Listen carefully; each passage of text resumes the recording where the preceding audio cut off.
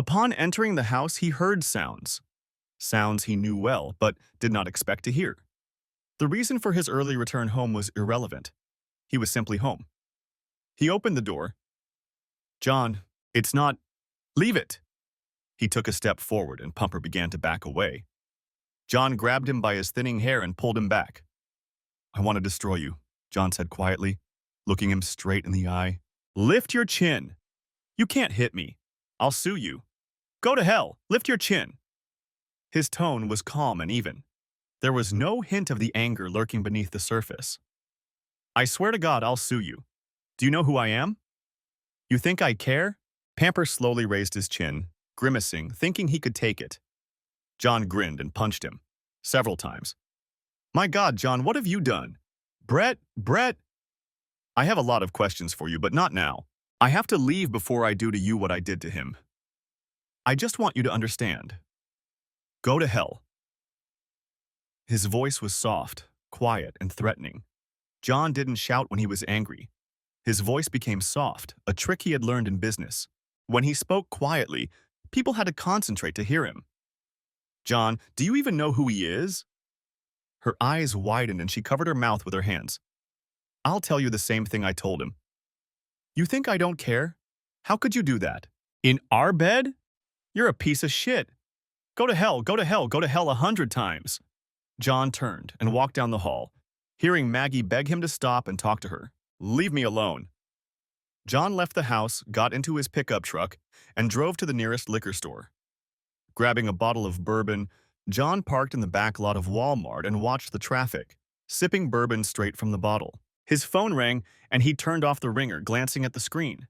It was vibrating. Maggie was trying to reach him. He ignored the first 3 calls as well as the text messages that came in. Finally, realizing he wouldn't find peace until he sorted things out, he answered the call. "Hello? John, where are you? Come home, we need to talk, we have to solve this problem." "Is everything ruined? You mean Brett?" "No, he woke up a few minutes after you left. He got angry, threatened to hurt you, and left." "Glad to hear it. Were you having fun with him again?" "No, never mind, I don't care." "John, how can you ask me that? Despite what I saw, I can't imagine how I could ask a question like that to the woman I'm married to. I have to go, don't call me again." "John, where are you?" He hung up and returned to his conversation with John Barleycorn. When he woke up the next morning, he felt the exhaustion and pain that comes after a night spent in a pickup truck. He thought about going to a hotel, but only when he felt too sick to drive. In a way, he decided that a hotel bed was too good, that he needed more torment. He felt like shit. His mouth was dry, and he had a disgusting taste in his mouth. He needed coffee and a bathroom, not necessarily in that order. Glancing at his phone, he realized it was already 7:30, and grumbling about his sore neck, he got out of the car and headed to Walmart to buy jeans and a new shirt for work. When he got to the office, he changed in his car. Sitting down at his desk and closing the office door, he looked at his phone again. There were 37 messages, 20 emails, and 3 missed calls, all from Maggie. Bob walked into John's office and waved his hand in front of his face. "What's that smell? Are you drinking that or bathing in it? It smells like Maker's Mark 2019, an excellent year." John smiled for the first time. Yesterday was a bad day, and the night was even worse. He lowered his head. "Damn. What's the matter, buddy? Is Maggie upset about something? If you show up smelling like that, she'll be even angrier. Deal with Maggie." John looked at Bob. "Oh, you've never done that, have you?" "You're joking, right?" "Yes, I have. Right before you ripped my head off and threw my body into the ocean," he said sarcastically. "What's going on? You know I came back early. I wasn't supposed to be back until Friday, right? She was in my bed when I got there, damn it." He threw his head back with a groan of pure agony. "In my bed? Oh, shit. Are you sure?" I stood in the doorway in shock for a minute or two. Looked. He held out his hand, showing the abrasions left by the pump's teeth. "I beat him half to death." "Oh shit, someone from the law firm?" "I don't know who he was. He didn't answer any questions when I left." Bob asked quietly, "Did you kill him?" "Unfortunately, no. He's going to get me, that bald bastard." "It would have been better if you had killed him. It would have been a crime of passion, but now, if you kill him, it will be premeditated murder. You're finished." I know, I just can't deal with this man. Damn it, I loved her. Why? The pain in his voice was palpable. I gave her everything she wanted, loved her more than I could ever imagine. Damn it. Why? A single tear rolled slowly and unhindered down his cheek. Did you ask her? No, I don't want to talk to her. You'll never get answers if you don't ask. I know. I don't want to know the answers. Screw it. I need to get away for a while. Are you leaving here? We worked so hard to build this place. We've been working on it since we graduated from college. Don't give up. I can't buy you out. We'll figure something out. We have time. I'm getting on a boat this afternoon. I'll call you when I get there. John, wait. Where are you going? I don't know until I get there. I'll call you when I arrive. Keep paying me my salary, and when you think it's unfair, call me and we'll figure something out. My cell phone will be on if there's reception. I'll keep working on the design just from the boat or wherever I end up. I'll send you my new bank account number for direct deposit as soon as everything is ready. John gathered the things he thought he might need and went to his truck. He quickly stopped by the bank, opened a new account, picked up a checkbook, and quickly wrote a message to Bob, then drove to the marina. When he pulled up to his slip, the marina was already bustling with activity. At the back was a small 33-foot Grady white yacht, 11 feet 6 inches wide. The cabin was small but spacious enough for him. He had bought it with a modified 560-gallon fuel tank. The boat was fast and had seen a lot of action, but the two 350 Yamaha engines definitely pushed it through the water. Leaning back in his chair, he stared at the GPS screens, calculating distance, fuel consumption, provisions, a stop in Virginia Beach, another in Charleston, Jacksonville, Florida, Cape Canaveral, Fort Lauderdale, and on to Nassau. At a speed of a couple hundred miles a day, he should get there in a week or two if the weather didn't change. Low clouds were approaching from the Gulf of Mexico, and if they moved east, he would have to delay for a couple of days, and if north, he would slip past. Planning distracted him from the pain. He just needed to get out of there as soon as possible. For a moment, he was overcome with fear when he thought about being found before he left. No one would find him at sea for a long time. He knew the coming week would be painful. The only thing he could do on the way was think. He thought about the dangers of traveling alone, as he had before, but decided he didn't care. It wouldn't be the worst possible scenario, or maybe it would, but he didn't care. It couldn't be worse than it was now. As if on cue, his phone rang. He switched it to voicemail and soon heard a signal indicating that he had a new message. He read the latest message. "You need to talk to me. Don't abandon us." His anger, which had been relatively calm when he wasn't the center of attention, turned to rage. Don't abandon us? Was that what she was thinking when she decided to sleep with Pumper? Wasn't she the one who left? He pressed her number twice and the phone rang. John, where are you? Where the hell did you go? I've been worried sick about you all night and all day. Where are you? It doesn't matter. I want answers. John, just come home and we'll talk. Please don't leave us. Don't. You already left me. Remember that event at school? Remember what we decided then? It was a mistake. I think you showed your true colors. I should have listened to my intuition. Instead, I listened to my heart, and you know what? I messed up again. And not for the better. Maggie John was on another trip. Maggie sat at the table looking at a photo of John in a beautiful gold frame, tanned, wearing a t-shirt, holding a huge fish, and smiling wonderfully. Marlene. The muscles in his arms stood out, not huge, but strong, like ropes under his skin. He was always fishing or on business trips. She had gone with him a few times, but he always went to places like Mountain Home in Arkansas, Monroe in Alabama. She went with him to Mexico, thinking she would sunbathe at the hotel while he worked, but he went to some hole in the oil fields 40 miles north of Guatemala. She suffered through the whole trip, and that was the last time she went with him. Even then, she knew she was being a bitch, nagging him while he was out in the oil fields, helping to sort equipment that had something to do with the drilling mud. He came home every day, exhausted from the 100-degree heat, and she made him go to parties with her. He didn't want her to work, but she needed something to do. She had studied law for a couple of years and got her degree, but she didn't want to study hard for the bar exam, so she got a job as a paralegal. Lawyers were so interesting, with their big cases, court proceedings, and documents piling up on their desks. The phones were constantly ringing, and the atmosphere was so energetic that it inspired her. She had been enjoying this energy for 10 years. She was called into the office of one of the junior partners. She was well-built, She had worked hard on herself and knew how to carry herself. She knew that appearance and character were the keys to interesting cases and a good job. It wasn't that she did everything herself, but she gave enough hints. The fact that she was smart was an undeniable advantage. Maggie, we have an interesting case that needs to be resolved urgently. A land deal that requires city approval. I need someone who's willing to work overtime. We have to make it to the City Planning Commission meeting. Are you interested? Sounds interesting. Where is it? Not far from Washington, in Maryland. The zoning is fine, so we won't have to fight the county, just the city for a building permit. It's going to take quite a bit of time and I could use your help. Interested? Sounds tempting. She didn't understand how she had gotten herself into this situation. She had been staying late at work for several weeks, and then they decided to have dinner, first at a diner, then at a nice restaurant, and then at a club. Dancing was a fun way to pass the time, a pleasant diversion. From Monday to Thursday, John was away on business again. He was due back on Friday afternoon. She knew that dancing wouldn't stand the test of marriage, but Brett pulled her close. And she got excited when she realized that this man wanted her. It couldn't hurt to push him a little, could it? We can't do this, Brett. We're married, but not to each other. Brett, no. Please, not here. Please.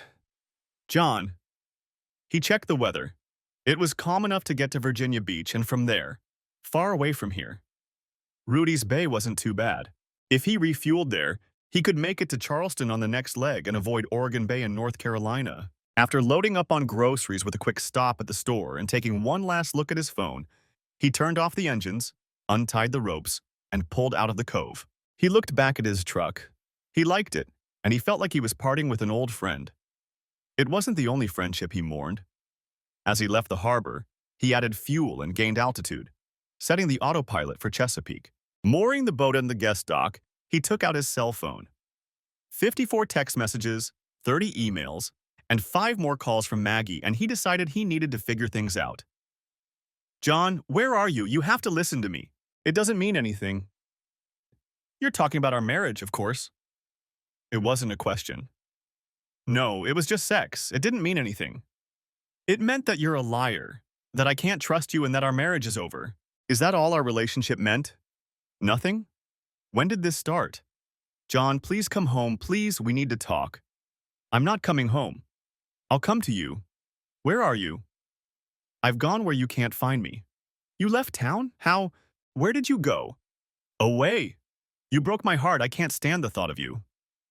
John's voice broke. Go to hell. Don't call me. I'm dead to you. Live your life. I'm leaving.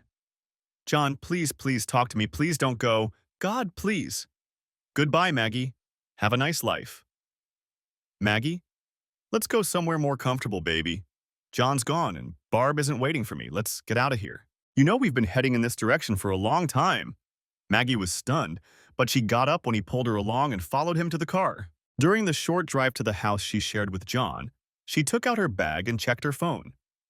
He had been calling while she was dancing. It wasn't the first time, but this time she felt fear, a sense of anxiety she had never felt before, and she began to have doubts again. She started to get angry. What was he waiting for? He was always away, going fishing when it was the season, and to hell with him. He would never find out. She would do it once and forget about it. She would give it all up in one night and never go back to it again. John would never know. As soon as she put the key in the door, she went straight upstairs to her bedroom. She woke up at 11 o'clock. Brett, no, we can't do this. It will never happen again. Come on, Maggie, you can't say you didn't like it. Shut up, Brett. It won't happen again. Maggie, now that I've got it, and don't forget that you gave it to me willingly, I don't know how I can work with you if I never get it again. You do realize how this will affect your job, don't you? If I tell the partners I can't work with you? Brett, what will it take for you to do this? Am I really going to go through with this? First of all, I'll quit. I don't love you. I love my husband. He'll destroy me and you if he finds out. Please don't take my husband away from me. Please. Now she was crying openly. Here's what I'll do. One more trip, then I'll go back to the office and think it over. If I decide I want this, I'll let you know. Let's see how it goes. You're a goddamn bastard. John, what have I done? Why isn't she enough for me? I love her so much I'd do anything for her. What does he have that I don't? A low tide was passing through the south and was expected to reach the coast tonight.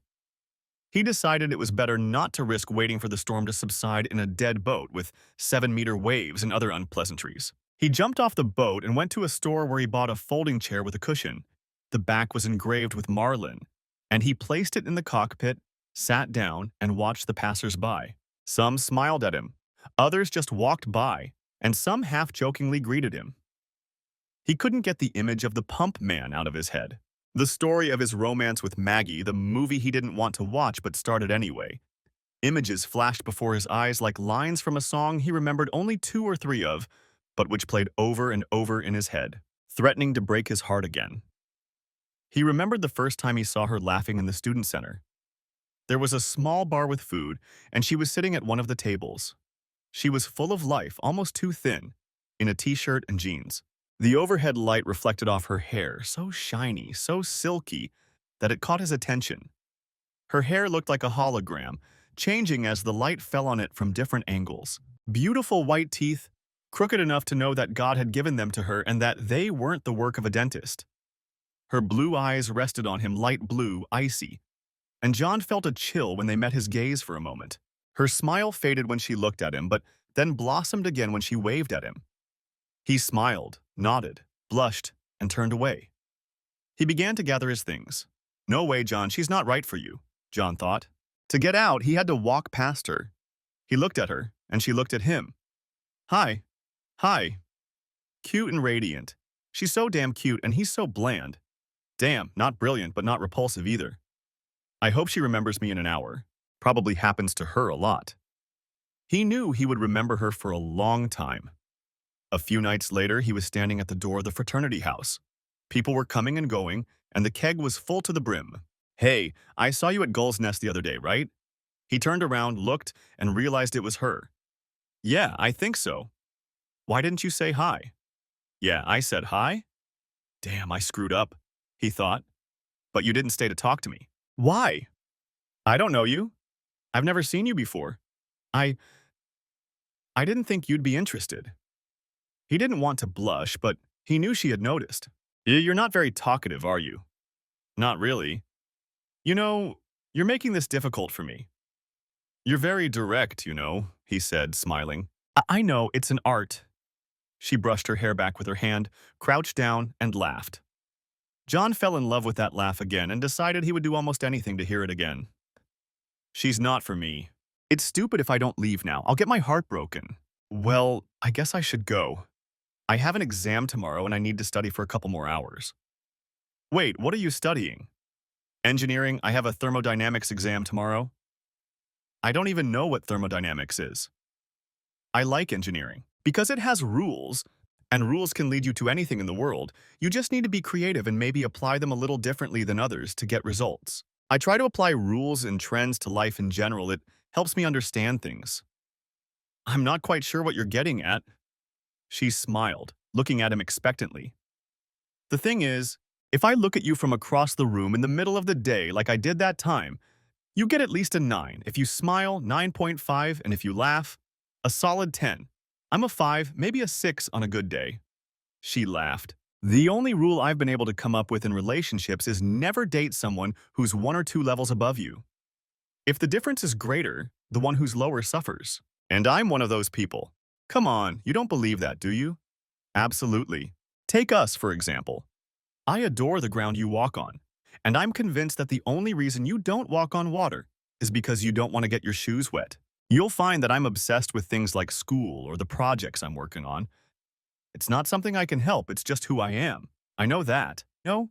He smiled at her, and she found his smile charming, almost boyish, as if he had a secret that only he knew. I'm also absent-minded and rather untidy. No, not really, I'm just very tolerant of mess. He smiled again, drowning out the noise of the party. You should smile less and not laugh at all. Then some cool guy would find you, and you'd think maybe you deserve something better. Every time you looked at me, you'd be convinced you could be better, and it wouldn't be self-satisfaction. He smiled at her, and she looked up at him with wide, icy blue eyes. Don't look at me like that, it's distracting. She laughed again. Self-confidence is defined as confidence beyond skill, but you definitely have everything you need to do this better than me. So it's definitely not self-confidence, but as long as you keep going, you'll distract me again for days, weeks, or even years as this story unfolds. Eventually, you'll stop loving me, maybe even hate me, and I'll leave with a broken heart. Maybe we should just skip to the end. It'll be much less painful that way. You're crazy. You know that, Prada, she said, laughing.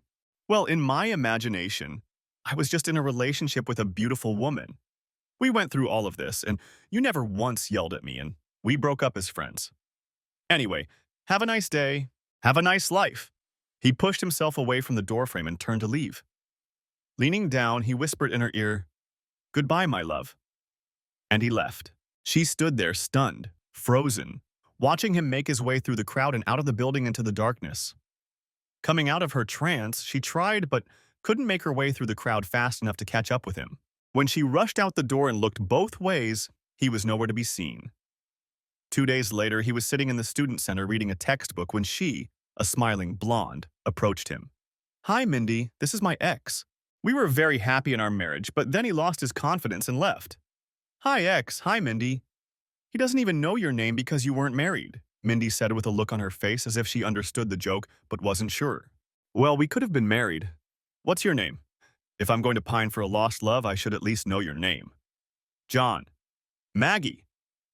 She held out her hand and shook John's, contradictory, firm, but more tender than John had ever felt. They talked, and when they looked up, it was dark and almost no one was left in the student center. Mindy had gone somewhere.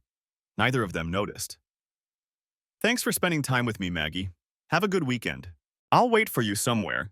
"John, if you asked me out on a date or something, I'd probably say yes." "Maggie, you're 10 against my 5. It's not going to work." "John, grades aren't based on looks alone. Is that really all you see in me? And by the way, you're definitely above a 5 in the looks department." "No, I don't deserve it, but now that I know how smart, kind, and sweet you are, a 10 just isn't enough." "Yes, but now that I know you and know how sweet you are, in my eyes, you're much closer to a 10 than a 5. Don't put yourself down and don't decide for me. You're tall, you have a muscular body, but not too much. You have a handsome face, brown eyes, brown hair, a little stubble. What else don't you like about me? Why am I so scary to you, Mr. Insecure?" "Aha! Catch the compliments? We'll see." He looked at her and she was struck by his hazel eyes, which gave him a personality unlike anyone she had ever seen before. "Okay, how about this? When you laugh, my heart feels lighter. And when you smile, my legs go weak.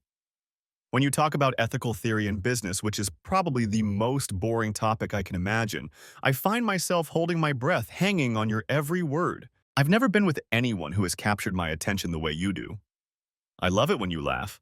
I'd hang upside down from a tree and make monkey noises if I thought it would make you laugh." She laughed, and he smiled a soft, thoughtful smile. "You don't talk about your problems, you think about others, and I find that almost irresistible. It scares me that I know that at some point in the future, you're going to break my heart and it will be my fault. I'll do something to upset you, or I won't do something I should have done. When you say goodbye to me, I'll love you so much that I can't imagine the pain. I don't know if I'm ready to take that risk." "Wait, did you just say you love me?" "Yes, just now. I have to go. See you later." "John, wait," she cried as he crossed the room and headed for the door. "Please don't make me beg. I'll beg if I have to, but please don't do this to me. Just meet me tomorrow for dinner, wherever you want. I'll agree, please." He hesitated for a moment, then shook his head as if he were about to do something he shouldn't. "I have an exam on Thursday morning. How about Thursday evening?" "I can't on Thursday, but Friday is fine." "Sure. Meet me here at 6. Please." She stood on tiptoe, quickly kissed him on the lips, and ran away, her hair blowing in the wind. He stood with his hand over his mouth, watching her run across the playground toward the dormitory. Glancing at the guy sitting at the next table, he chuckled softly. "You're done, man. Give up. She won." He leaned back in his folding chair. The rain didn't stop. It was cold. He got up from the chair, walked past the steering wheel, and went down the 3 steps leading to the cabin. He crawled under the ladder to the bunk bed, and tears mixed with rain ran down his face. He missed her so much, but she was gone. It hurt so much. He would never make that mistake again. Jean woke up to the sun shining through the hatch above his desk. He made himself some scrambled eggs and sat down at the small table to eat. He used to love sitting here with Maggie, but then he started remembering how much she had hurt him. Damn bitch! He looked at his phone and realized he had to call the boys. He had a message from each of them. He really didn't want them involved in all this. He had two sons, Jimmy and Sid. Jimmy had just graduated from college and was working as an intern at a finance company during the summer. John didn't know exactly what he was doing, but he knew he was trying hard. The guy had called the day after he graduated from college and said he didn't need the monthly payments anymore, that he wanted to stand on his own 2 feet. Sid was a scientist and planned to study for many more years. He was working on his doctoral dissertation. I think he had enough money to last him another 3 years. He made an arrangement with the company he worked for to pay his salary, tuition, and books. After he finished his studies, he had to work there for another 3 years, but he was financially secure and had a great salary. He loved the sea, just like John, and enrolled in the ocean engineering department. John always teased him for spending so much time studying, saying that everything rusts in salt water. That thought brought the first smile to his face in several days. Hi, Sid. I saw you called. Hi, Dad. Where have you been? I decided to take some time off and go traveling. Mom's going crazy, Dad. What happened? You don't need to know, son. Just know that things are bad and I need to get away for a while. Mom wants to know where you are. Yeah, and I know what you'll tell her if I tell you, so I'm not going to. Please don't get involved. I'll be in touch. Dad, what have you done? Nothing. Just know that I'm out of town and I'll get in touch with you as soon as I get there.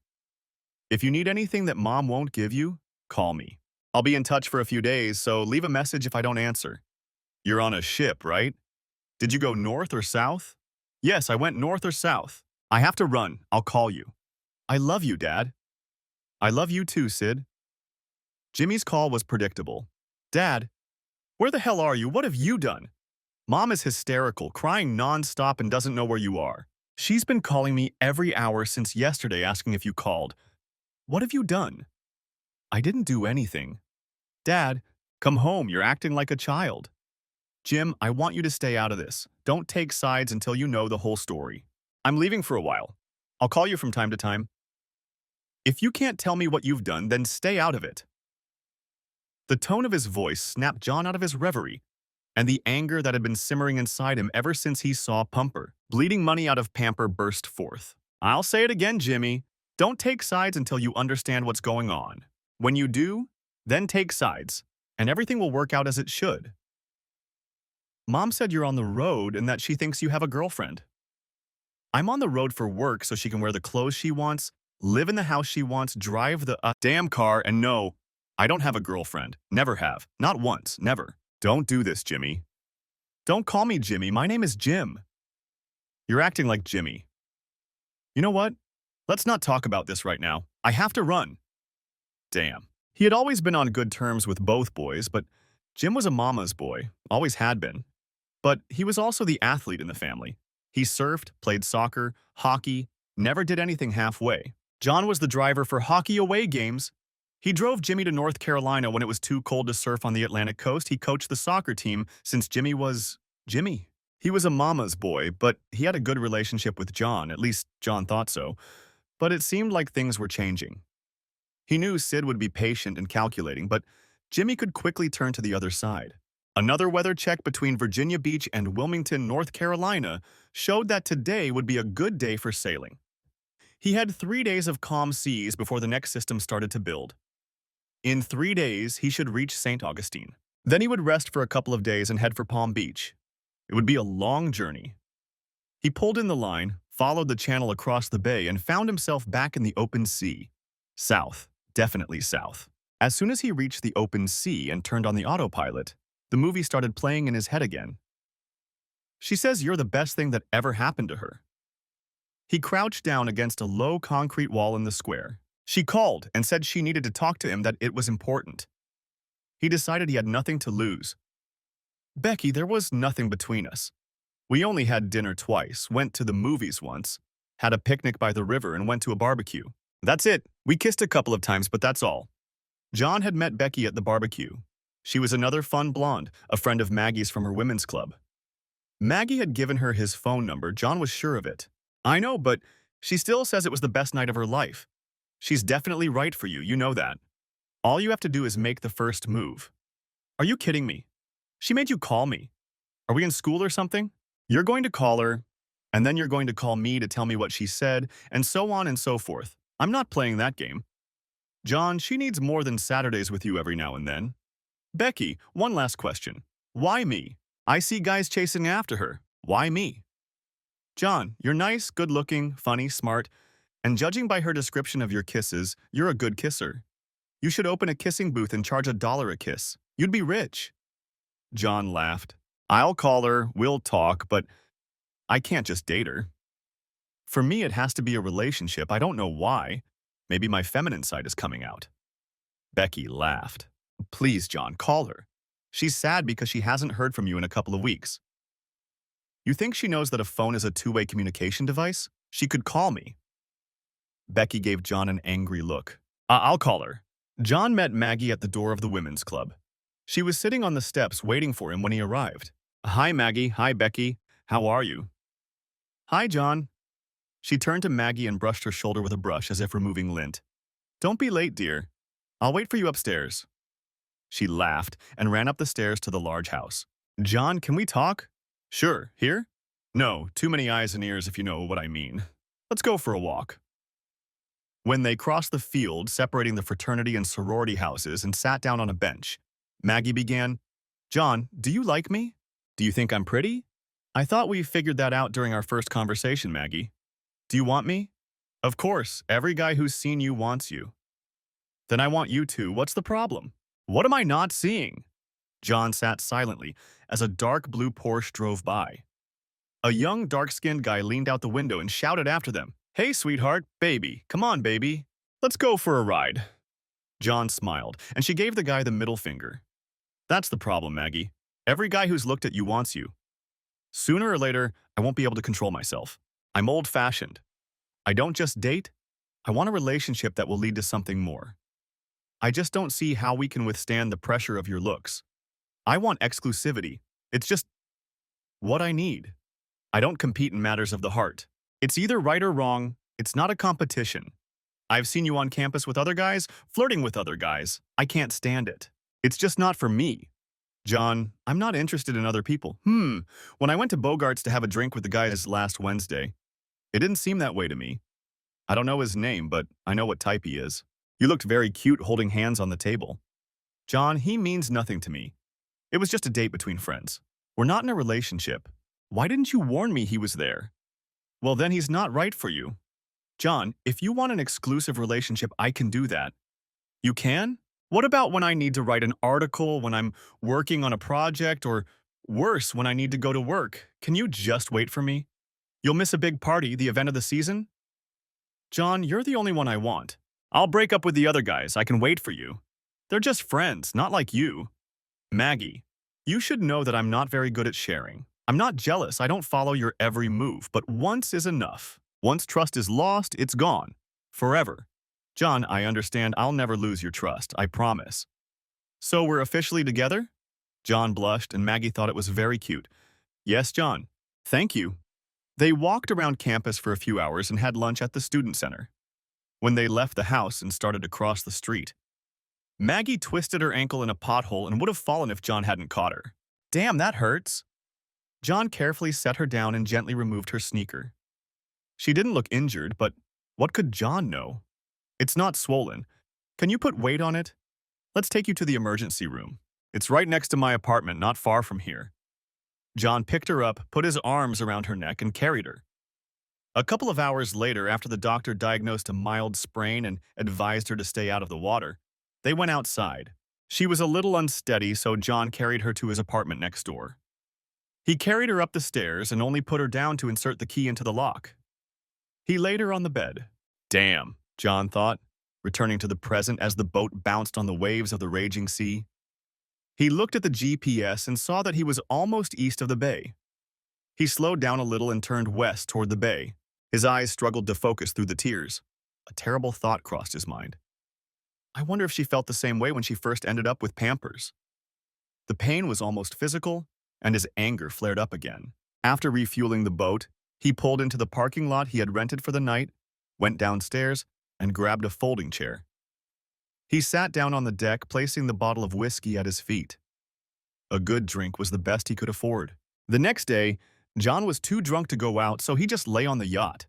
His phone kept vibrating, but he didn't touch it until it rolled off the table and onto the floor. Each time it vibrated harder, and the next call inevitably sent it flying across the floor.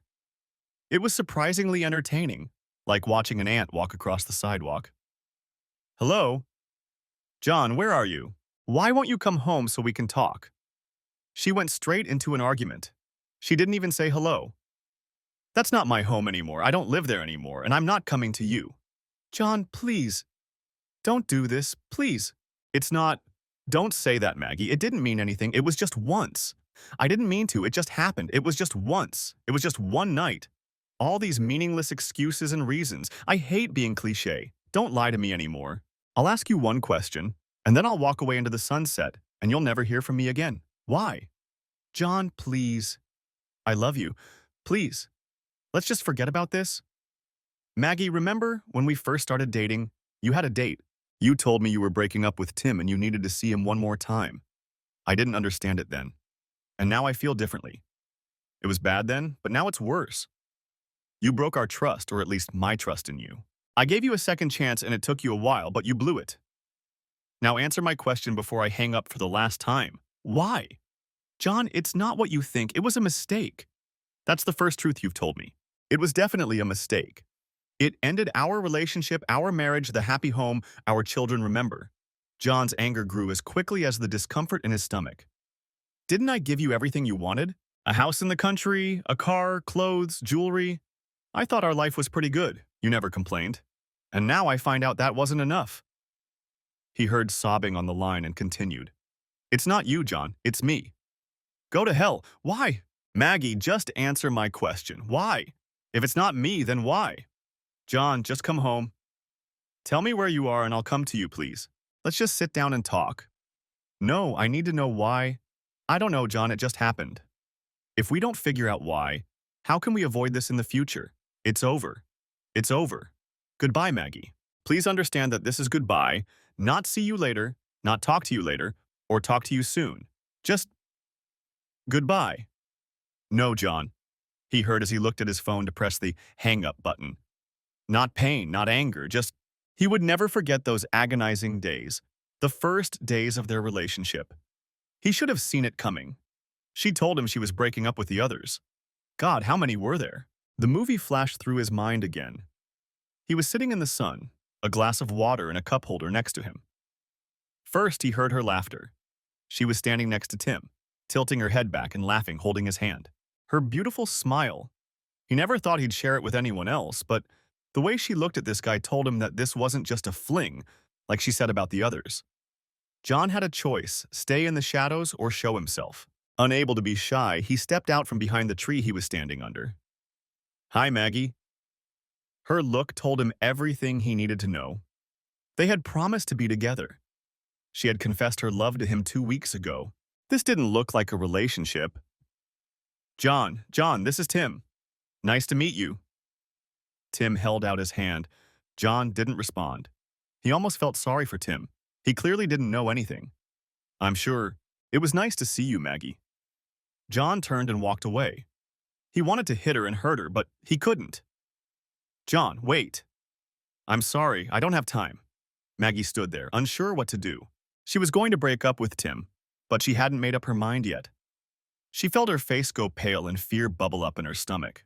To be honest, she was going to break up with Tim, who stood there looking at her and then at John until he disappeared around the corner of the building, and she realized that he was actually trying to convince her to stay. Who was that? Tim asked, uncertainty written all over his face. It was John. I wanted to talk to you about it. What do you mean, talk? He's my boyfriend, I guess. Then why are you here with me? I wanted to tell you everything in private, maybe over dinner. I don't blame him for being angry. Bye, Maggie. Tim, wait. John went to the library and tried very hard to study, but nothing worked. He knew it was useless, but he tried anyway. Finally, he gave up and went home. Hi, you're here. The girl you were talking about is trying to call you. She's been calling about every 20 minutes. The phone rang as if on cue. I don't want to talk. What should I tell her? Tell her I'm not here and to leave you alone. What did she do? Run over your dog? She's a cruel person. Hello? A moment of confusion. No, he's not here. I was told he wouldn't be here today. I don't know where he is. I just know he's not here. John heard her answer from the other room. Damn. Ray hung up and smiled at John. Let's go get a drink. You can tell old Ray everything that happened. The first 3 rounds are on me, then you're buying. Late that night, Ray dragged John into his bed. In one evening, he heard enough about St. Maggie. As soon as John came to, he started talking about how he met her, how they spent their time together, how they went to the movies, what he liked about her. Practically everything.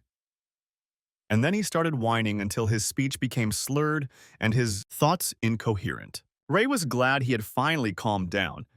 It couldn't cure everything, but sometimes a good drink could cure a lot. John left university after his exams. He spent a week at home with his mom and dad. It was his father who got him into yachting. Dad was into sailing and had a great 32-foot Nicholson yacht. John fell in love with the sea, the wild nature, the night cruises, the light trails of dolphins chasing the yacht. He fell in love with the night sky off the coast, where the stars shone so brightly. He would lie on his back and just watch the stars move across the sky. He wanted to share this with Maggie. Maggie was waiting for him when they pulled up to the yacht. How did you find me? I didn't want you to come.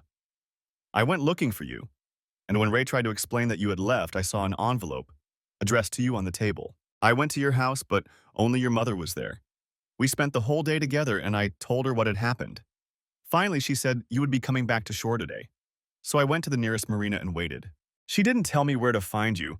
I arrived here at 7 in the morning, but I was very afraid that I had missed you. She told me not to expect a warm welcome. She said that you rarely open the door, but she knows that something is bothering you. It's not like you to drop out of school like that. She was right. I don't want you here. Why, John? I told you I refused, and that it would take some time. Did you sleep with him? Why are you asking me that? No, I didn't sleep with him, John. Well, not this time. I'm not a virgin. You know that.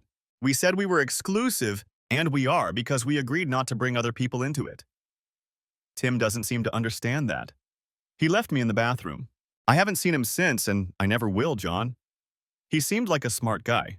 John, I need you, please. He was leaving. I didn't expect to see you with him. It really hit me hard. I'm not competing for you, Maggie. Either it works or it doesn't. Either you love me or you don't. If you love me, you don't want to be with someone else. If I ever find out you're with another guy, it means you don't love me and you'll never see me again. Period. Listen, I came here to tell you that I'm serious about our promise to be together. It didn't mean anything to me. I understand how it looked to you.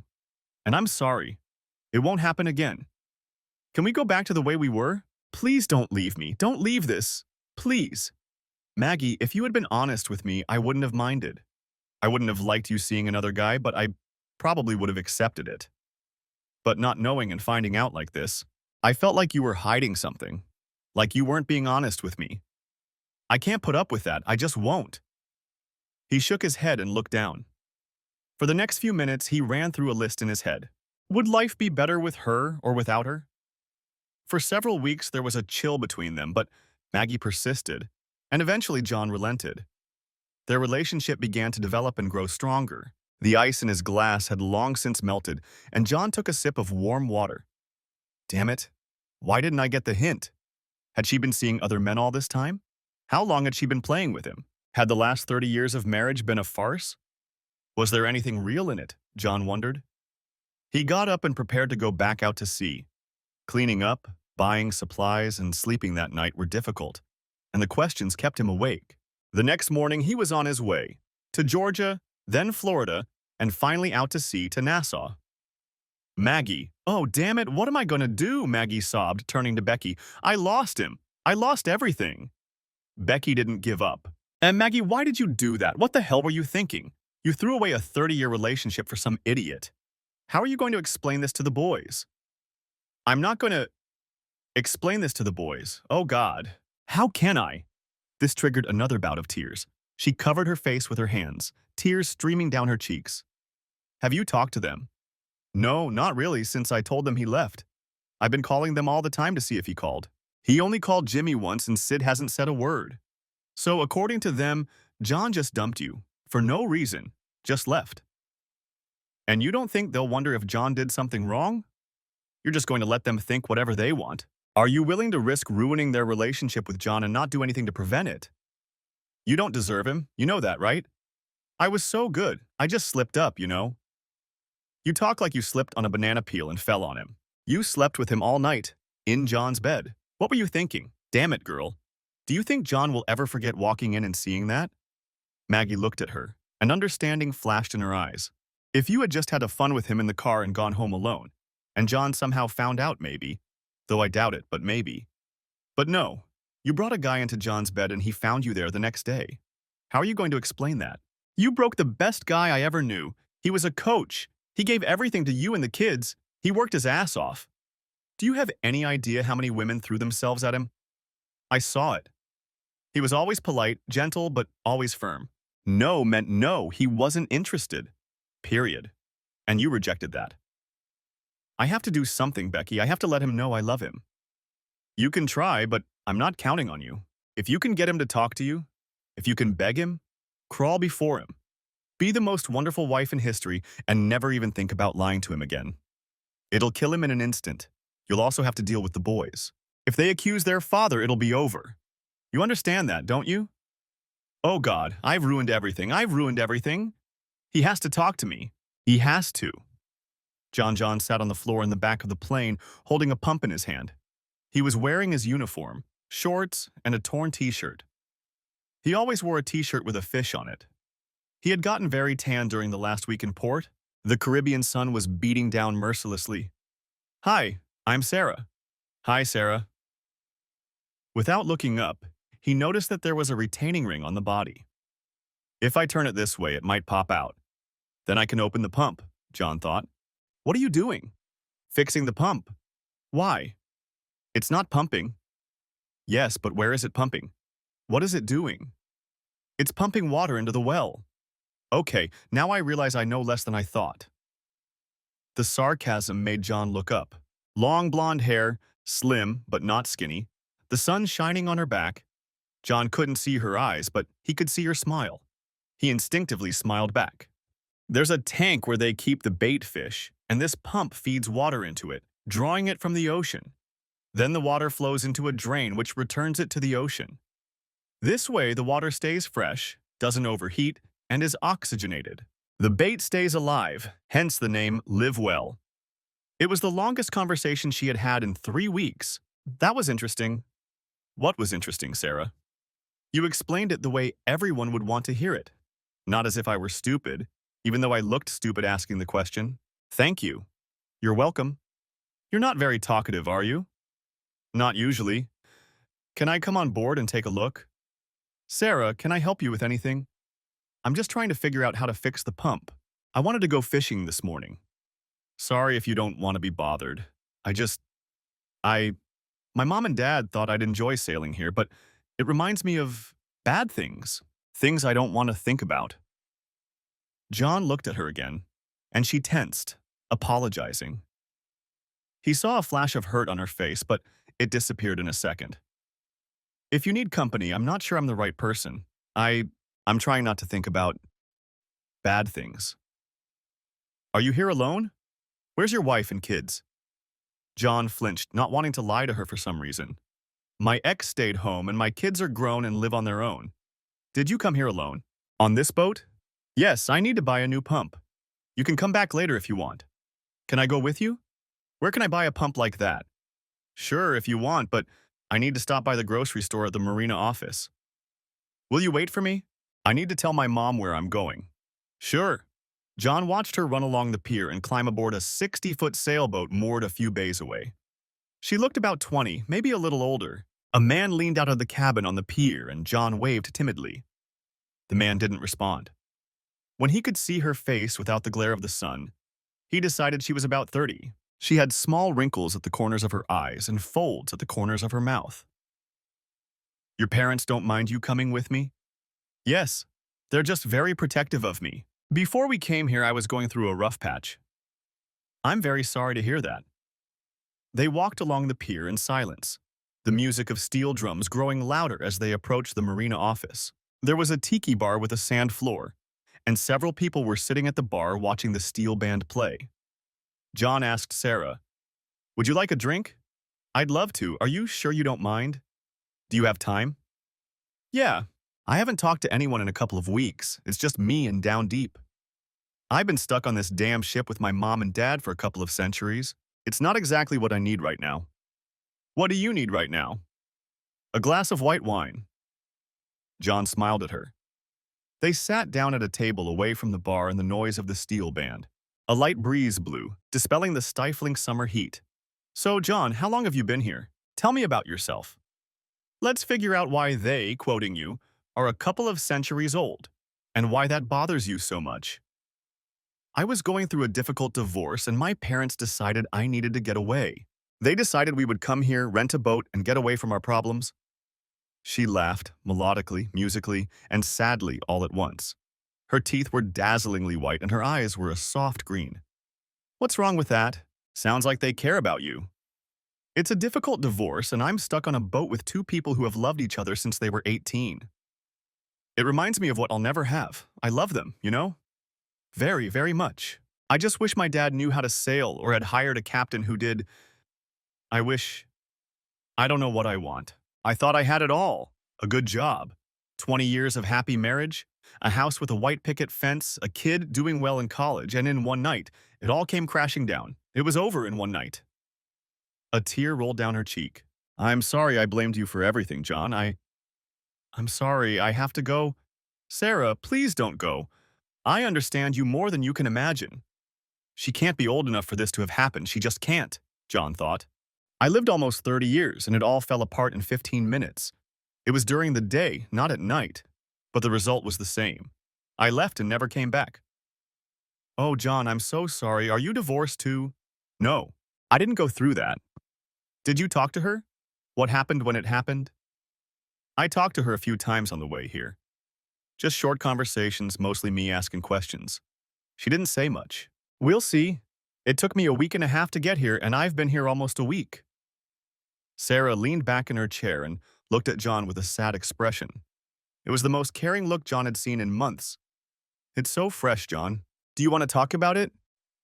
"Maybe someday, but not now." "When are you going back home?" "We have 2 weeks left on the boat, but we might come back sooner. Dad tried to steer the boat, but it turned out to be much harder than he remembered, and Mom and I don't know how. There's nothing we can do to help." "Your father must be going crazy." John looked at his phone. 23 unread messages. He opened the weather app for the sea. "Tomorrow will be windy, but the day after tomorrow looks good. Maybe we can take the boat out for the whole day. Do you think your dad would let me help him steer?" "I don't know. I don't want to hurt his feelings, but maybe." "Don't tell me you know how to sail." "Yes, when I was little, my father had a 30-foot sailboat. We sailed a lot. It wasn't as big as your boat, but I don't think the principles are that different." "Will you have lunch with us tomorrow?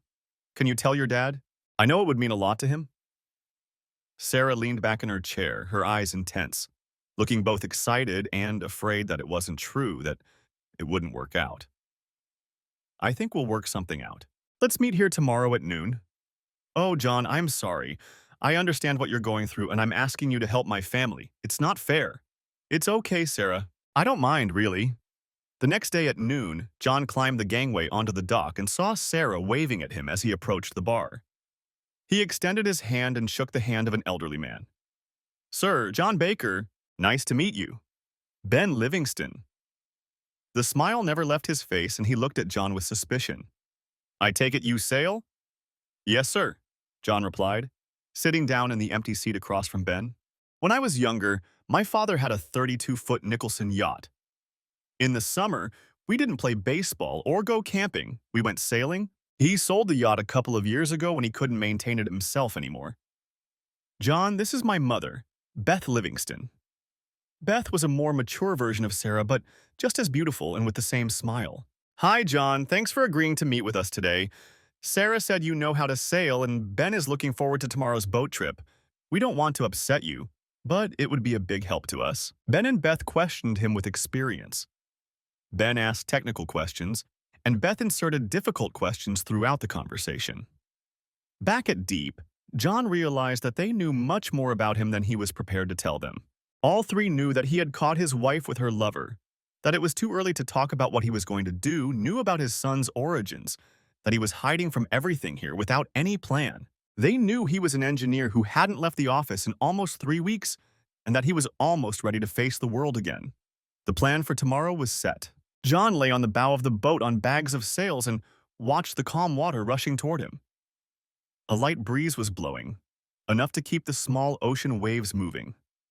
Sarah settled down next to him, also lying on her back and looking at the sky. "What would you give a penny for, John?" "Probably not even a penny. Actually, I'll probably have to pay you." "You know, you made my father happier than I could have imagined yesterday." "He's better off than he thinks.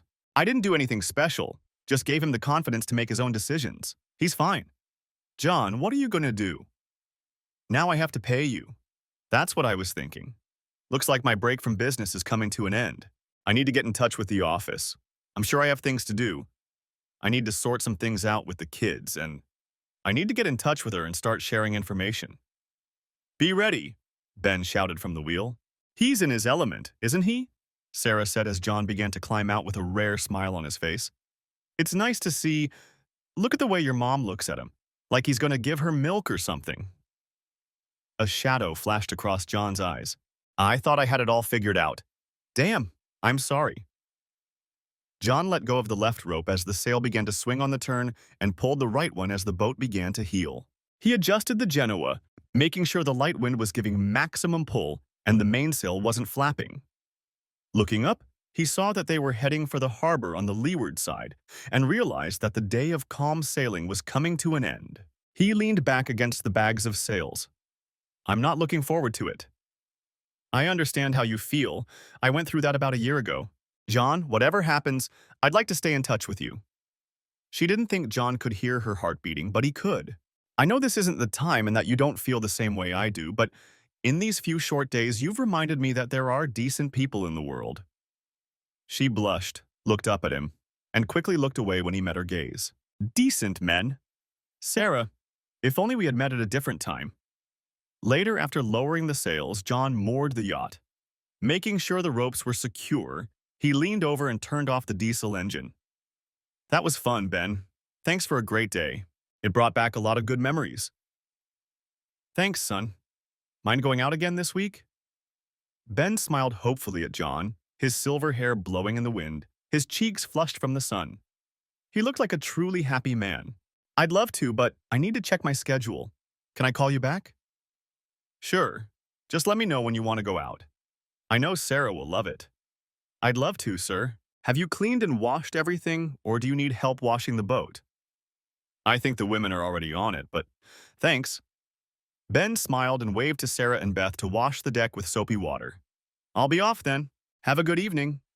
John slid off the side of the boat onto the dock, smiling. "Am I leaving? I feel like a British captain from World War II. Where did that come from?" he thought as he returned to the down deep. Climbing into the boat, he remembered his loneliness. He felt even lonelier than he had the day before. Maybe he was starting to feel again. Maybe that was a good thing, or maybe it wasn't. Anger washed over him again, and for the first time in a long time, he picked up his phone and turned it on. Voice messages and text messages weren't a priority for him, so he dialed Bob's number. "Damn it, you're alive?" "John, I was starting to worry. Where the hell are you?" "I'm in Nassau." "Really? How are you, buddy? Are you okay?" "I'm still very angry, Bob. I know I have a job, even while I'm here licking my wounds." "Yes, John, we have a problem with Alexander's account. They have a valve and a knee that keep breaking. They want a new design to fix it. Can we move the valve or remove the knee or something?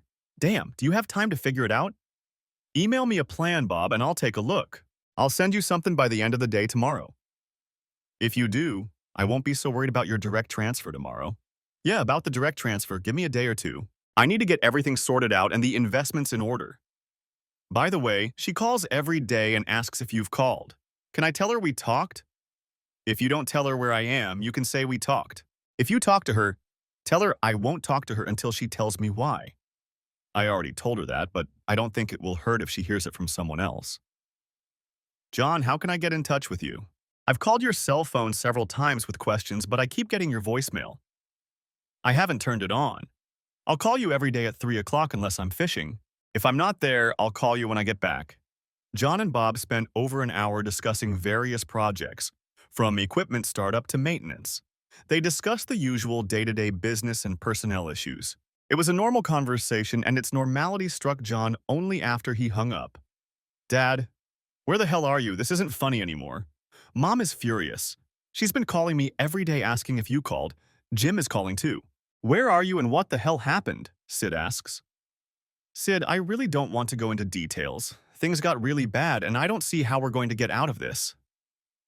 Mom said the police are looking for you. What did you do? I hit a man. Hard several times, but not hard enough. That doesn't sound good, Dad. When are you coming home? I don't know if I can come, except maybe for a short time. I have to take care of some things and then I'll be back. Where is that, Dad? Not in the village. As soon as I sort things out with your mother, I'll let you know and you can come. Jimmy is furious too. He said your last conversation didn't go very well. He's very angry and wants to know what you did to your mother. She won't tell us, she just cries. He'll calm down, and she will too in time. Come on, Dad, just tell me what's going on. Please? Just understand that I'm fine and I'll be back soon. I'll let you know when I arrive. Maybe we can have dinner together or something. Kristen really wants to see you too, Dad. Tell her I love her, and I'll call her in a week or two. John ended the call, pulled out the chair he had bought on the way home, and opened a new bottle of whiskey. John woke up to Sarah pulling on his arm. Come on, John, you need to go to bed. You shouldn't be here, not now, I'm a bad man. Nonsense. Get up, go to bed. We'll talk in the morning. You know you're handsome, don't you? Everyone is handsome when they're drunk. Not everyone. Sarah smiled as she watched John uncertainly get up and stumble up the 3 steps leading to the cabin. She laid John on the bed, covered him with a blanket, and kissed him on the forehead as he began to snore. We'll talk in the morning, John. She looked at him for a few more minutes, then got up and quietly left the boat. John woke up and tried to count how many hangovers he'd had recently. For some reason, that number was very important to him at that moment. John, get out of bed. Come on, I made you bacon and eggs. John stumbled toward the stairs and Sarah laughed. You were better last night. Yeah, about last night. Was I a jerk? If so, I'm really sorry. You told me I was beautiful and that you loved me. If you meant that, then it's fine. If it was bullshit, then yes, you're a jerk. Oh, damn, I'm sorry. I mean, yes, you're beautiful. But John, I'm kidding. Relax. But this morning, I'm going to make you talk to me. Can you turn down the sun? It's really bright. John covered his face with his hands, wiping his red, teary eyes. It's good for you, vitamin D and all that. So, John, what happened? You really want to hear all my shitty story? Shitty, excuse my language. You can skip that for now. Yes, I want to know what's bothering you, John. Keeping it all inside isn't healthy. You know, I caught her with someone, with her boss at work. You said caught. But what does that mean? Did you overhear her talking? Did you see them somewhere? Find a receipt? No, I walked in on them doing it. I'll never forget the sight. Oh, shit. What did you do? I hit him 3 times as hard as I could, looked at her, and left. Have you talked to her since? I talked to her a couple of times on the way here. I told her I wouldn't talk to her until she gave me a reason to. She didn't answer that question, so I haven't talked to her since. You look like you're in pain. Why don't you stop thinking about it? You drink yourself into oblivion every night. I loved her, Sarah. I loved her with all my heart. I cherished her. Your use of the past tense seems terribly final. Is there no chance of reconciliation? No, the shine has worn off. We had one incident when we first started dating and I handled it, but this, well, I'll always remember that look when I think about her, when I see her. It makes me question myself, you know? Am I not good enough? Am I bad in bed? Maybe he's better. Sarah laughed. John, men are way more hung up on size than women are. For some women, it might matter, but for most, it's about emotions. The biggest erogenous zone is the mind. You know what I mean? Then I guess I'm just not skilled enough. It's all because of that little bald bastard. I know I'm not what you'd call handsome, but he wasn't much better. Don't sell yourself short, John. She said the same thing to me once. It didn't work. I should have known. I knew it would. Knew what? How did you know? When I was in college, I had a rule I developed in engineering class and reinforced with a little reflection. Never date anyone who's a step or two above you. The one who's lower always gets hurt. And I was lower than everyone else. It hurt. I should have known. John, if she's 2 steps above you, she must be amazing. Don't forget the slut part. She must be every man's dream, beautiful and promiscuous. Are you sure it's over? Yes. I couldn't be more sure. I don't know what to say. I can't say anything, John. You don't want to hear that everything will be fine, that there are plenty of fish in the sea, that women are like buses, that if you wait a little while, you'll find another one. Choose your cliche and insert it here. It hurts. It's awful, and the only thing that can heal it is time. I'm so sorry. Thanks, Sarah. A tear rolled down his cheek, and the urge to hug him and comfort him was almost overwhelming. John, when you get back on your feet, could you find me? I don't mind being your mistress, you know. Now's not the time, but I don't mind when you're back on your feet, if you find me. Sarah, I have to go back to the 1-2 rule. You're out of my league, and besides, I'm going home next week to sort things out, and when I come back, you'll be gone. It's okay, John. We'll see each other again. I'm not asking for anything more than friendship. I'd like to think we'll see each other again, Sarah. I'd really like that. The following week, on the flight from Miami to Baltimore, John was lost in thought. As the plane took off over Nassau, he looked down and saw the Down Deep yacht, then Sarah's boat pulling into the dock, and he was overcome with a sudden melancholy. Memories of sailing, of the peace and tranquility of such a loving family, flashed through his mind. As soon as he sat down on the plane, the melancholy turned to anger, and his thoughts returned more and more to Maggie. Damn it, bitch! When he stepped out of the plane through the security door, from which there was no turning back, Maggie was waiting for him. Almost a month had passed, she had lost some weight, and bags had appeared under her red, swollen eyes. But even now, not in the best shape, she was beautiful. What are you doing here? Bob told me when you were coming. Please don't be angry with him. John, I'm so sorry. Please let me explain. I don't want to talk to you until you explain why. Are you ready to answer that question? I can try, please. Answer yes or no, Maggie, yes or no. I don't know, John. I keep asking myself why. How could I have done that? John, please, I love you. I only love you, please. She began to cry, her eyes slightly reddened and tears streamed down both cheeks. Too many words, Maggie. I've been on the road all day. I'm tired. I just want to check into a hotel. I'll call you before I leave, but you have to understand. Please, John, I beg you, forgive me. Please, let's forget about this. You don't have to go to the hotel, just come home. Maggie, you knew the rules. Leave everyone else behind. We were a team. No rivalry until death. I thought that meant one of us had to die, but I guess that was before our relationship died. You killed it. We're done. End of story. I have to go. Maggie watched him walk away, get into a taxi, and drive away. John, Bob exclaimed when John walked into the office the next morning. Hello, Bob. Good morning. The clients have been asking for you more than anything else. They want you to help them. We're having some problems with the launch. Could you go to St. Louis and help out? They're very unhappy and want you there for a week or two, at least until you sort things out. I don't know. I need to meet with my lawyer, go see Tim, sort out my finances, see what else I need to do to get out of this mess. Are you okay? I should have asked you that first, Bob asked, putting his arm around John's shoulders as they walked down the hallway. Bob, my head is clear, but emotionally I'm dead. I don't know if I'll ever get over this. I just can't imagine it. John reached across the table for the framed photo of Maggie, picked it up, looked at it, and threw it in the trash can. Everything here reminds me of her. I don't think I can take it. Maybe we should just split up. John, you're the heart of this place. I know there's no one irreplaceable here but you and me. I have a proposal for you. Once you get settled, let's go out to lunch and talk. I think there's a way we can work this out. I don't want to hear it, Bob. Don't try to convince me to take that cheating woman back. No way. I'm not talking about her. I'm talking about work. Bob laughed and headed for the door. Bob, when I get divorced, I have to figure out how to keep her out of the business. Tomorrow morning, I have to meet with a lawyer and start the process. So you've already thought about it?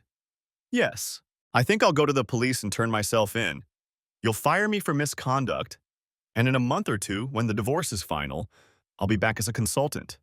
Then she can sink her teeth into my therapy bills. First, I need to meet with my lawyer. He'll take me to the police. You'll have to work it out through a lawyer. Do you think that bastard will take you to court?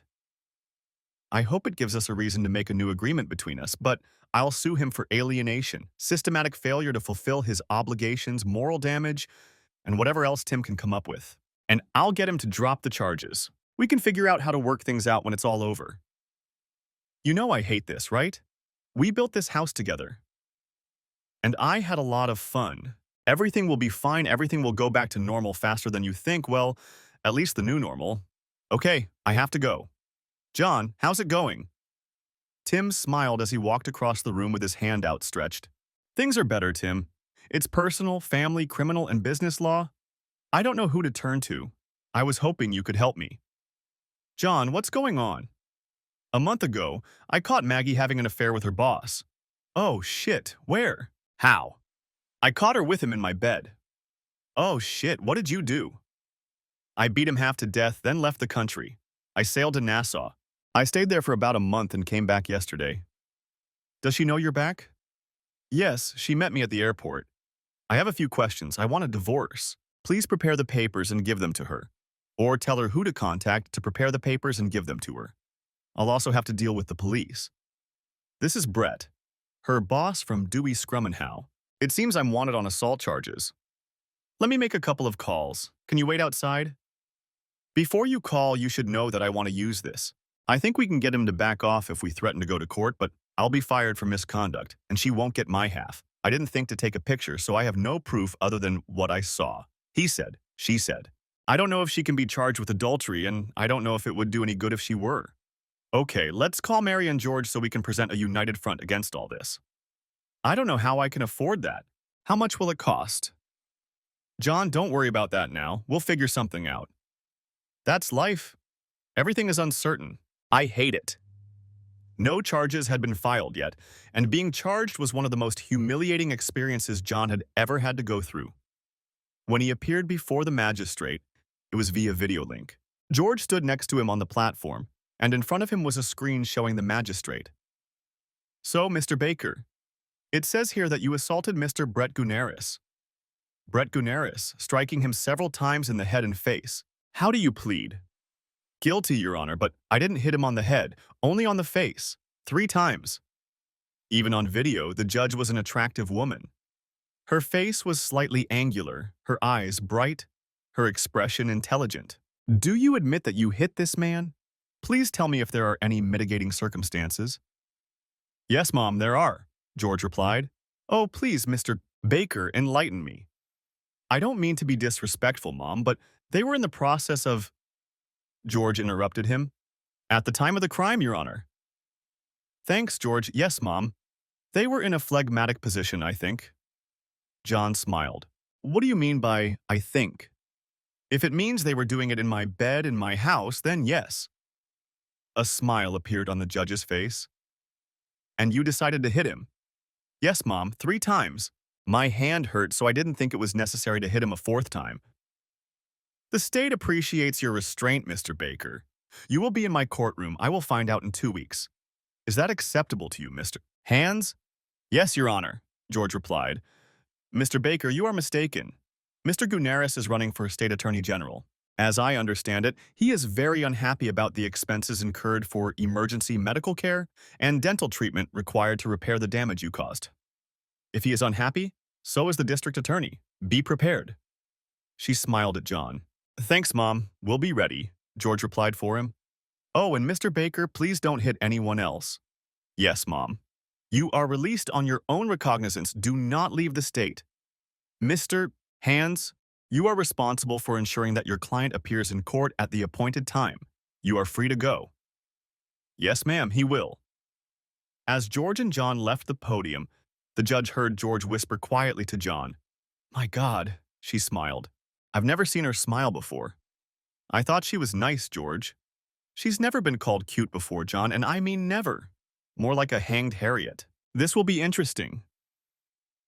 The next day, John received his termination papers by courier, stating that the partnership had been dissolved on moral grounds due to his arrest and pending sentence.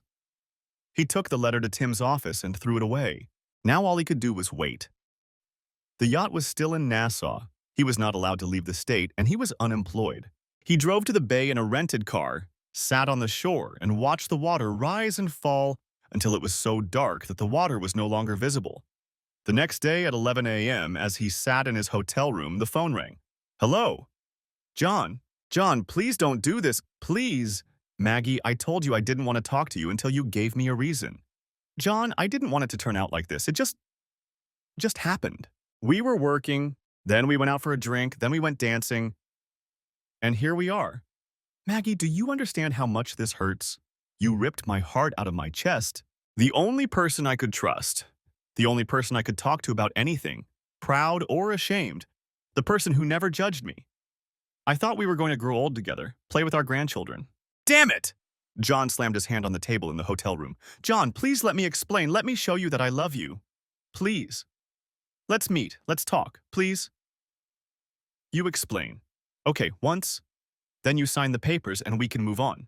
I'll have a lot of free time in the next couple of weeks, and then I'll probably go away for a while." "What do you mean, go away for a while, and why will you have free time? Do you mean after work?" "No, I got fired, and I mean to jail. Pampers sued me." "My God, John, how did they fire you? You were partners. My God, I cost you your business. I'll never forgive myself. I'm so sorry." She cried and choked between words. "If any of us are charged with a crime, the company moves on to someone else. My trial is next week. I don't know what will happen next." "I won't let him do this, John. I won't. I don't think you have a choice." "Are you still working for that bastard?" "John, please, let's meet. Let me see what I can do. Let me show you that I love you and only you." The fact that she was evading his question did not go unnoticed. "It's too late. I just want to settle my affairs and get out of here." "Please, John, let's just have lunch. We can talk. Somewhere public. I can't make too much of a scene, please." "Okay. Tomorrow, at De Luigi's in Little Italy. Noon?" "Okay, John, thank you. I love you, sweetheart." "Don't say that, and don't ever call me that again. You lost the right to call me that." "Okay, John, I'm sorry. I'm sorry." He was sitting against the wall opposite the door when she entered. She was as beautiful as she had been in college. Sure, she had gained a few pounds and her eyes were red, but he noticed for the 1,000th time that she had aged well. "Maggie." He didn't stand up when she approached the table. "No hug?" she asked with a forced smile. "No." "John, you're so cold. We've been together for 30 years. You were having fun with another man in my bed. How many times? How long did it go on?" "It was just once, John." "You seriously expect me to believe that was the first time?" "I don't believe you." "John, it was a mistake. I didn't want it to happen, it just happened. You talk like you slipped on a banana peel and fell down." "Don't be rude, John, that's what Becky said." "Yeah, sure." "John, I'm so sorry, I can't believe you lost your company. What are you going to do? Are you going to fight for it?" "No, it's in the contract, just like the moral clause in your employment contract with the law firm. I'm going to sue him, you know, for alienation of affection, and I'm going to sue the firm on the grounds that they didn't honor the moral clause regarding you and Pumper. I'll think of something." "John, you just want to hurt me. Go ahead, hurt me. I deserve it. Say what you want and I'll sit here and take it. Take my job, make me suffer. I'll sit here and take it. Just let me show you that I'm sorry and that I love you." "Who was that guy in college? Tim, I think. Do you remember him?" Maggie lowered her eyes, tears falling onto the tablecloth in front of her. "Yes," she said quietly and sadly. "Remember how I told you then that it was your only chance?" "Yes." "You won't have another. How would you feel if you came home, full of joy at meeting the love of your life, and found him in your bed with someone else?" She fell silent. "Oh God, John, I'm sorry, I didn't think. I didn't. You weren't just seeing me at that moment, were you?" "It hurts, John. Pain is terrible, isn't it? Do you want to feel pain? How about having the boys call you and ask what you did? Why did they think I did something wrong? What did you tell them?" I I didn't I didn't tell them anything, John. I just told them I just asked them where you were." She spoke in broken sentences through her sobs.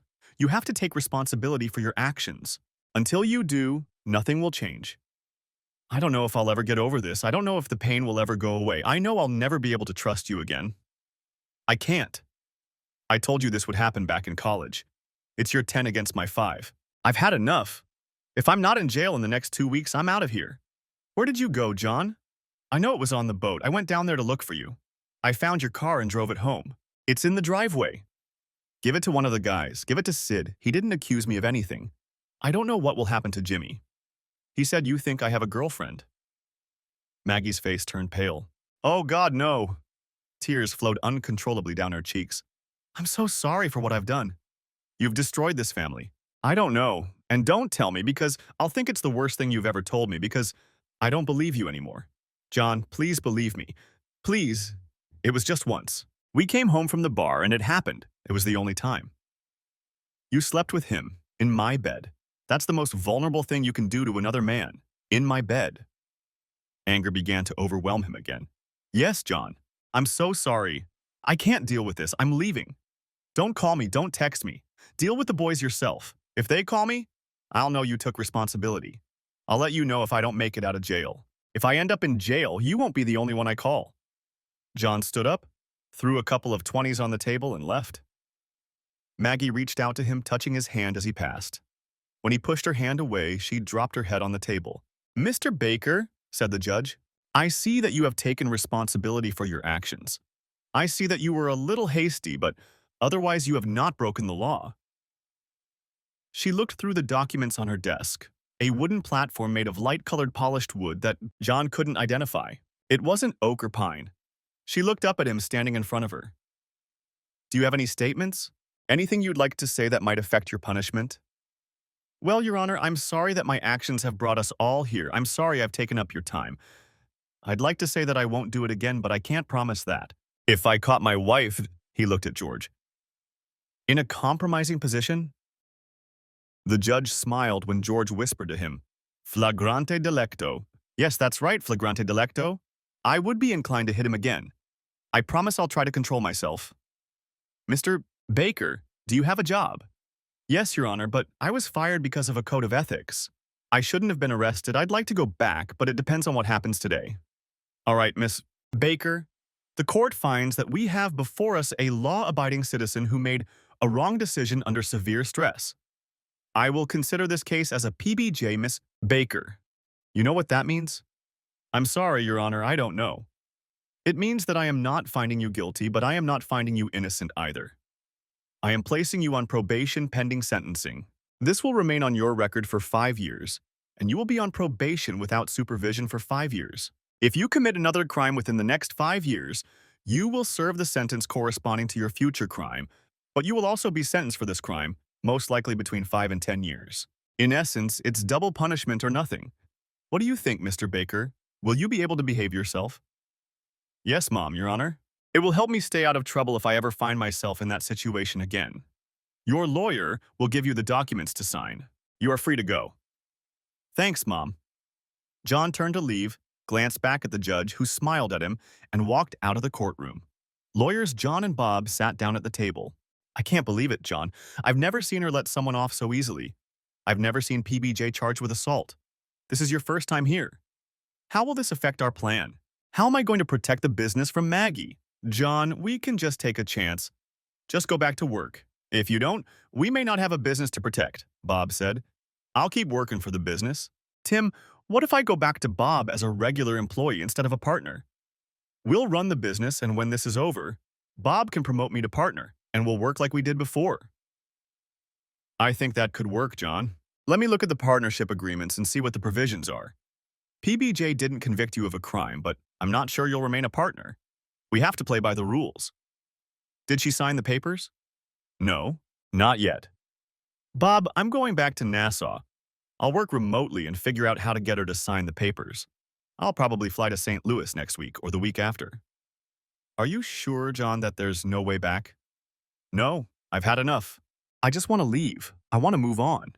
John walked along the pier toward the down deep, looked down, and saw a hole in the water where Sarah's boat had been moored. He was overcome with melancholy for a moment when he realized she was gone from his life. He had enjoyed sitting and talking with her, and he would cherish the memories of the boat trip with her parents for the foreseeable future. She was proof that there were good, loyal women in the world. Maggie, she watched John walk out of the restaurant with his head down and felt his pain like a punch in the chest. She found it hard to breathe, her hands were shaking, and she wanted to hug him, rest her head on his chest, and just hold him tight. She wanted it to go away, like it did in the past when he was fighting. She stopped in the middle of the parking lot and walked to her car, realizing that it was really over. She would never be able to hug him again. She kissed John one last time, feeling his warmth for the last time.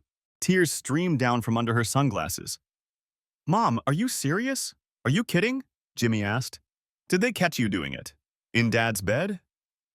She heard him exhale. "Do you know where he is?" "No, I called him, but he's not answering. I think Sid knows where he is, but he's not telling me. Mom, I'm so angry at you." "Jimmy, I'm sorry. I can't believe I did that. I don't understand why." "I still love you, Mom, but I don't understand how you could do that to Dad. I'm so angry with you. I have to call him. I have to apologize too. I hope he picks up." "He's out of the country, Mom. He doesn't want to talk to you, and I don't think he wants to talk to Jimmy either." Sid answered the next call. "Sid, please make him talk to me. Please make him give me another chance." "Are you still working with that guy?" "Yes, what else can I do? I have bills to pay, a mortgage to pay, a car to pay for." "Find another job, Mom. If this guy means nothing to you and you're willing to abandon your family. If not, then your family will most likely abandon you. It's up to you." "Sid, why are you being so rude?" "I didn't ruin everything, Mom. You did." "Oh my God, I really did ruin everything, didn't I?" Maggie hung up the phone and sat down at the kitchen table, resting her head on her hands, and sat there until the sun went down and the room grew dark. She went to her bedroom and lay down on her lonely bed in the dark until she finally fell asleep. She couldn't understand why her whole family was so angry. After all, it was just one little mistake that didn't mean anything. She hummed the song about cheaters from the commercial that she couldn't get out of her head. John. A low-pressure system crossing the Atlantic Ocean has become the fifth storm of this relatively calm season. It is forecast to intensify to hurricane strength by the time it crosses the Virgin Islands. It will pass over Puerto Rico and the Dominican Republic, then turn north, with the Turks and Caicos Islands to the east and Nassau to the west. By the time it reaches the north and begins to threaten the United States, it will be a Category 3 or 4 storm.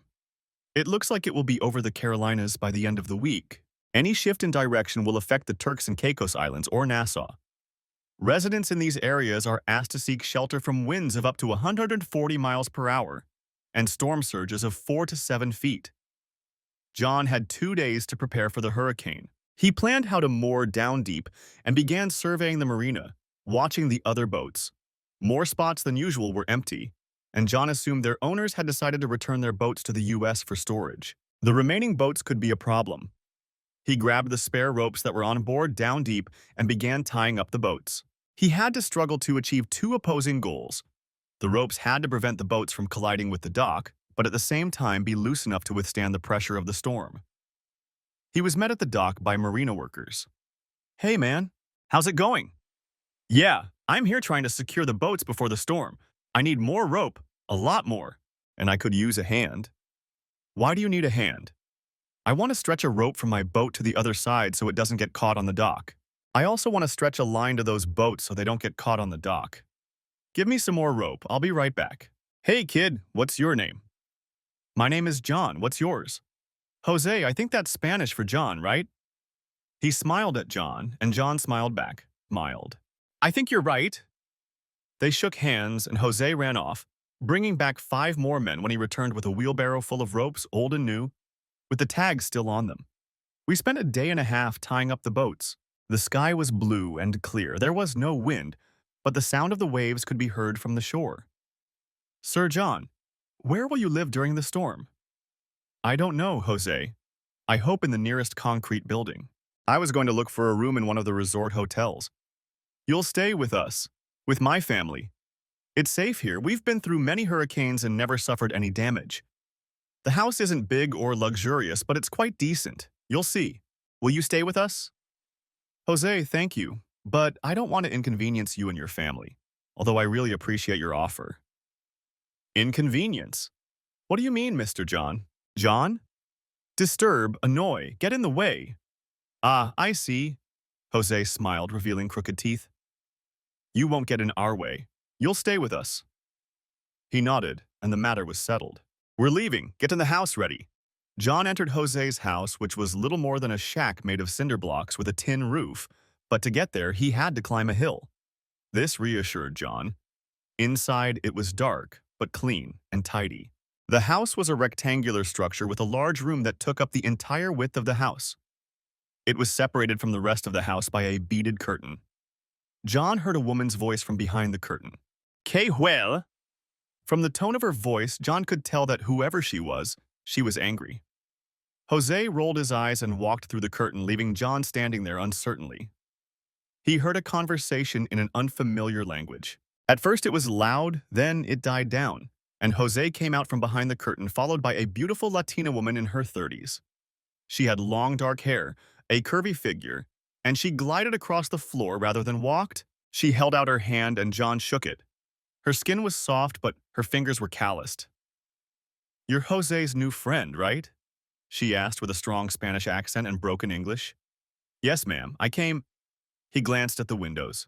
To help. Will you stay for the storm?" "Yes, ma'am, if you don't mind." "Good. Thank you, ma'am." "You work, I'll cook." John followed Jose to the front door. Jose had pieces of corrugated iron that fit each window. John held them in place while Jose screwed the screws into the holes, which appeared to have been used before. As they worked, neighbors began to gather and help. When they finished with Jose's house, they moved on to the next house and the one next to it. The sky was darkening, and the first storm clouds were gathering. John was so busy that he didn't have time to call the boys or worry about Down Deep. He was doing everything he could to increase his chances of surviving the storm. Returning to Jose's house, they settled down on a wooden platform that served as a porch, on a couple of chairs made of tarpaulin and wood. A Spanish-speaking woman brought 2 bottles of cold beer, handed one to Jose and the other to John, then turned and went into the house. No one said a word. "Is that your wife, Jose?" Jose leaned back in his chair and laughed loudly. "No, John, my wife is dead," he said, looking serious and pausing for a moment. "She got sick. This is Hermosa, which means beautiful in Spanish. She's my wife's sister, my sister-in-law. She's very beautiful." Several men approached them, sat down on the steps of the porch, and took beers from Hermosa's hands. She smiled for the first time in John's presence.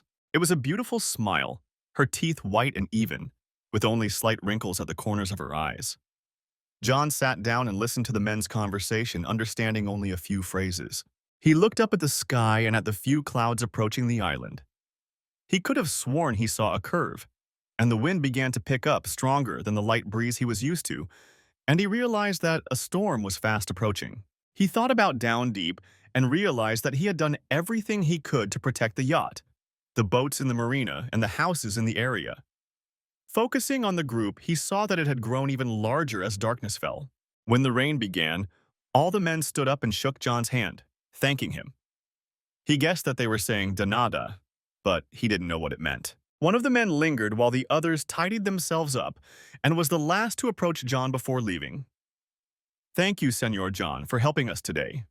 John, for helping us today. John, for helping us today. You are our friend, verdad?"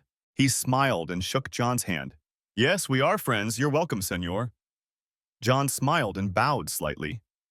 The storm began, not as strong as predicted, but still strong. As John slept on the couch, the power went out, and Hermosa came out from behind the curtain into the living room.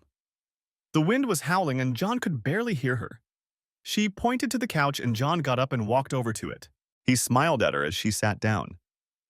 He put his arms around her shoulders, so small and fragile, and she pressed herself against him as he hugged her. When there was a clap of thunder, she jumped up, and he realized she was scared. They sat like that for hours, his arm going numb, the tingling demanding that he take it away. "It's okay, we're safe, Hermosa." Her only reaction was to press herself closer to him. Her breathing became steady, and he realized she had fallen asleep. When the wind began to die down, he too drifted off to sleep.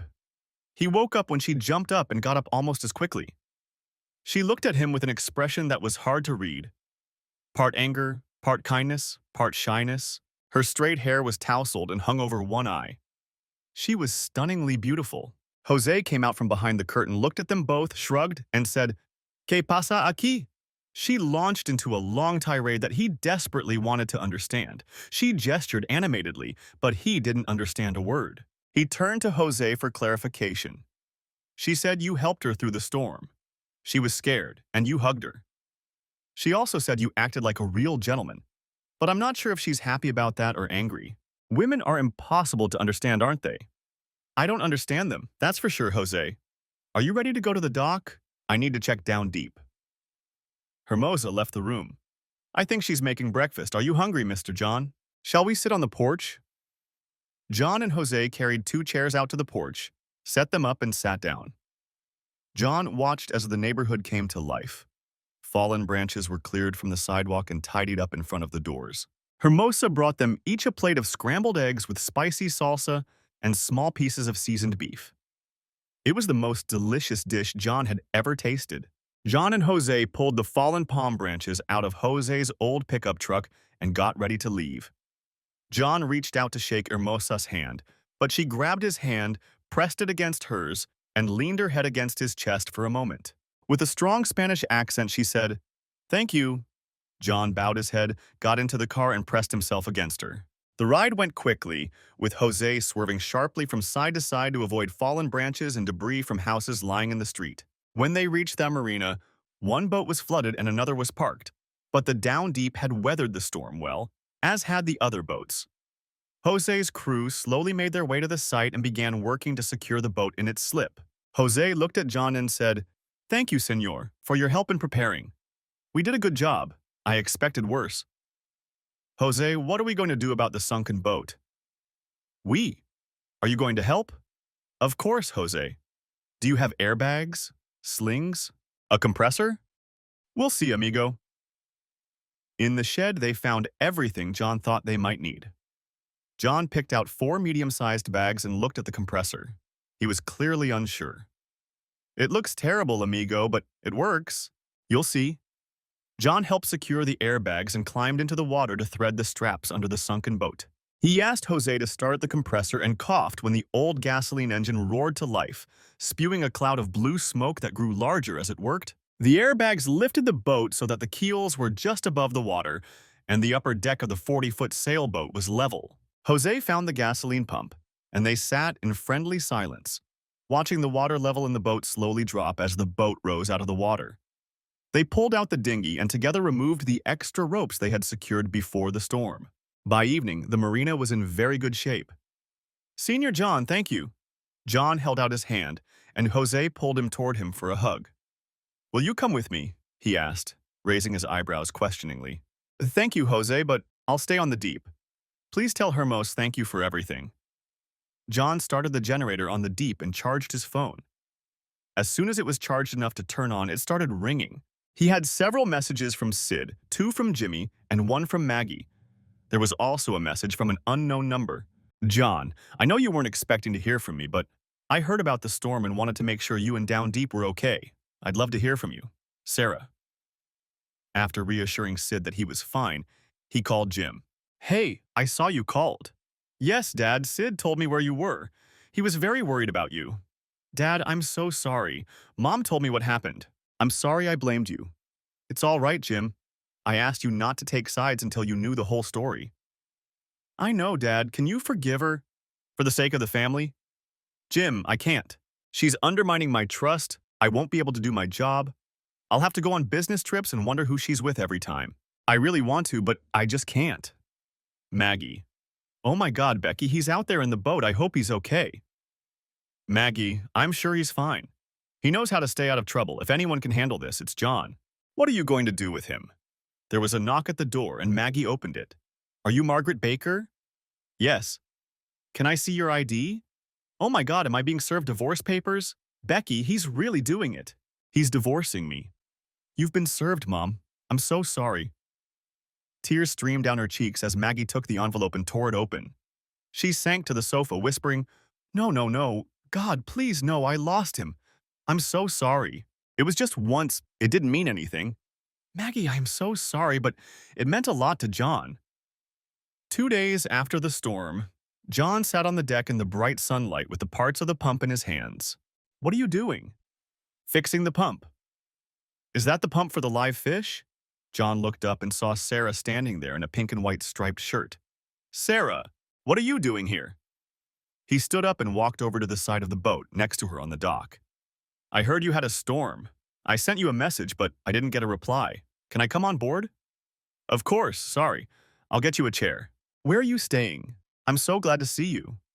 I don't know where I'm staying yet. The hotels aren't all open yet, but I don't think there are many people around, and I'm sure I'll find a room. I came here straight from the airport. I'm sorry, John, that was stupid. What do you mean, stupid? I thought, I thought that you and I… Damn it, I don't know what I was thinking. I thought it was over, that I would never see you again. And then the storm, I watched it like it was a football game. I felt sick when she left you, and I was scared to death when she came back. I couldn't bear the thought that you needed help. I'm sorry, John, I shouldn't have come. I mean, damn it, you never even kissed me. Sarah, I don't know what to say. I'm not even married yet, don't get me wrong. The time we spent together was special. You're an amazing woman. Give me some time, I'll figure something out, find you a place to stay, and we'll see what happens. Jose will help us. It's okay, John, A tear slowly rolled down her cheek. I'm just going back to the airport. I have to go. Let's talk to Jose first. Hang in there. John leaned down and kissed her on the top of her head, then went to look for Jose. Epilogue. The next week, John and Sarah fished, sailed, relaxed on the beach, and spent another week in the sun getting to know each other. When John flew to St.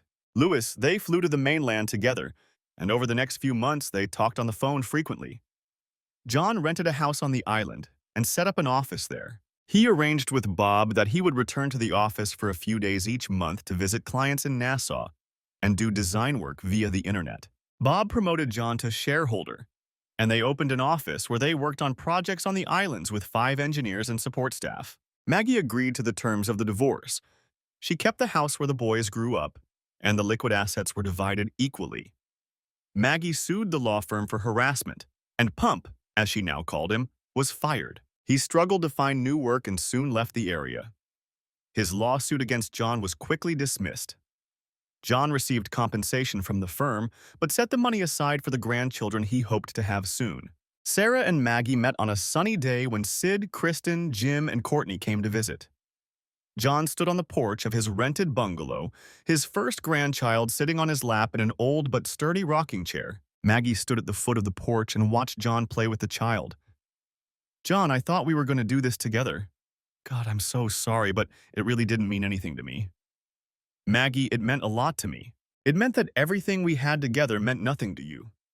It meant that family, trust, all the moral principles we taught the boys meant nothing to you. I couldn't forget that. It destroyed my trust and broke my heart.